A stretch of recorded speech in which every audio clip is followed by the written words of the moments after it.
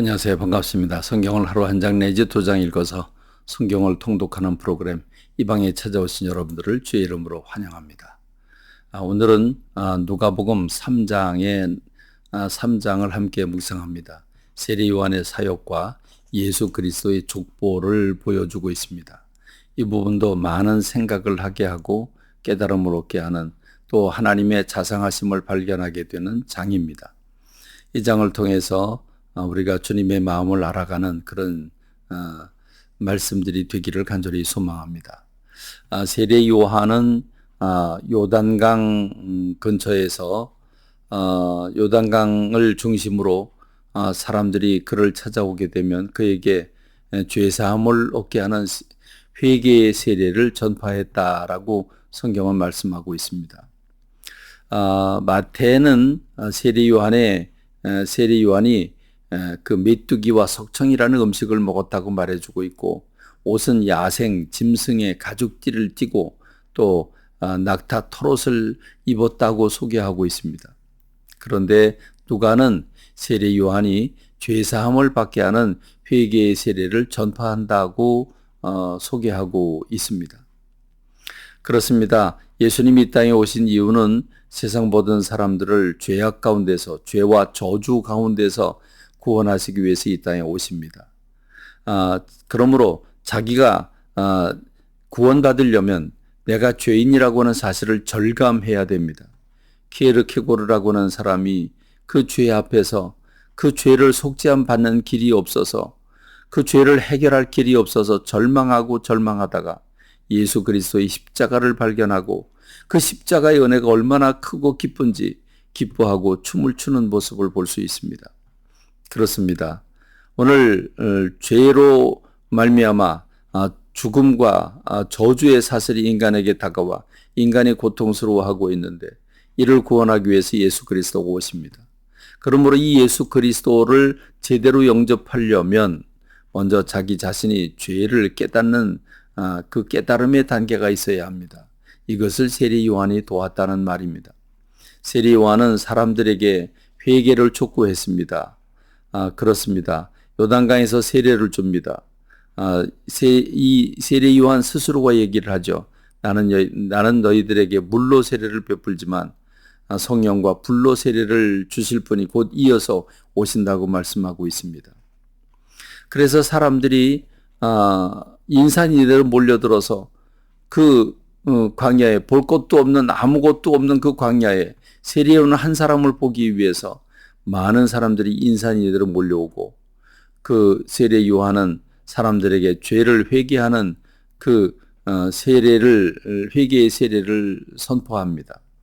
그러자 사람들은 이분이 우리를 구원하기 위해서 오신 메시아인가 보다, 그의 삶의 특징을 생각하고 그가 외치는 복음을 생각하니까 이분이 메시아인가 보다 생각을 합니다. 그래서 혹시 당신이 그리스도가 아니냐라고 물었더니, 아니다. 나는 예수 그리스도 오심을 준비하는 목소리에 불과하다고 하면서 자기를 이렇게 부인합니다. 나는 예수 그리스도의 그 신발끈을 매거나 풀 자격조차 없는 사람이다라고 스스로를 낮추면서 소개합니다. 참으로 아름다운 겸손한 자기를 부인하는 세례 요한의 모습이 아닐 수가 없습니다. 특별히 세례 요한은 정의와 공의를 선포합니다. 두 벌 옷이 있는 사람은 한 벌은 옷 없는 사람에게 나눠주라고 말합니다. 먹을 것도 나누라고 외칩니다.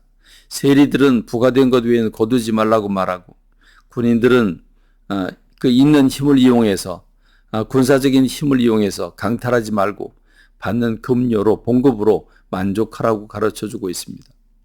결국 정의와 공의를 외친 세례 요한은 헤롯 왕이 그의 동생의 아내 헤로디아를 가로챈 일, 그리고 그 악한 일들을 고발하듯이 외칩니다.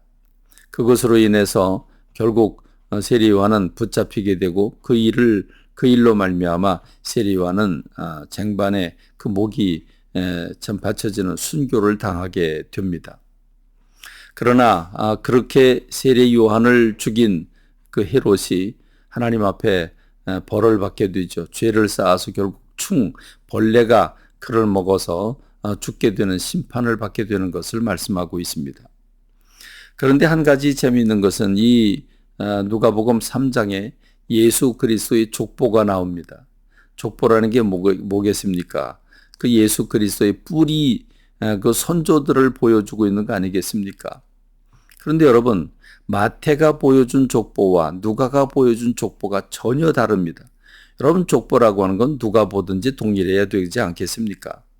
자, 마태는 그의 아들은 누구고 아들은 누구고 아들은 누구라고 소개를 하고 있는 반면에 누가는 아버지는 누구고 아버지는 누구고 아버지는 누구다 거꾸로 올라갑니다.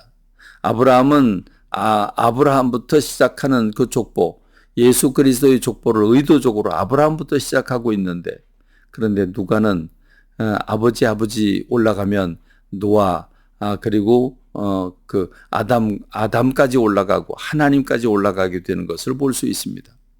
전혀 방식이 다르죠. 왜 이런 방식을 취했을까요? 그리고 무엇보다 충격적인 것은 여러분들이 아무리 연구해도 깨달아 알기 힘든 그런 과제가 있습니다. 마태복음에 나오는 족보와 누가복음에 나오는 족보의 이름이 다릅니다. 여러분, 족보는 그의 선조에 대한 이름을 위에서 아래로 소개하든지 아래에서 위로 소개하든지 동일해야 되지 않겠습니까? 그런데 같은 사람이 없습니다. 다릅니다. 이건 도대체 뭘까? 여러분, 여기엔 족보를 기록한 목적이 있습니다. 마태는 아브라함의 후손으로서 아브라함의 약속을 하나님께서 아브라함과 약속을 맺으셨고 예수 그리스도를 보내주시는 그 아브라함의 씨를 통해서 예수 그리스도 오신다는 걸 보여주기 위해서 그 아들로 기록한 반면에 누가라고 하는 사람은 사람들이 아는 대로 다시 말하면 요셉의 아들로 알고 있지만 그러나 누가는 여인의 후손으로 이 땅에 오시는 예수 그리스도를 소개합니다. 그래서 여인의 후손입니다. 그래서 여인 마리아의 족보를 얘기하고 있습니다. 자, 마태는 요셉의 족보를 얘기하고 있고 누가는 마리아의 족보를 얘기합니다. 마리아의 아버지로 올라갑니다. 이렇게 마리아의 아버지를 시작해서 아브라함까지는 57명이고 아담까지는 77명이 소개되고 있는데 누가는 죄가 시작된 여인의 후손으로 오셔서 구속사를 시작하는 메시아의 활동을 족보로 소개하고 있습니다. 이런 비밀이 있다고 하는 사실을 기억하면서 주님의 마음을 품는 저와 여러분 되길 바랍니다. 감사합니다. 말씀 맺겠습니다.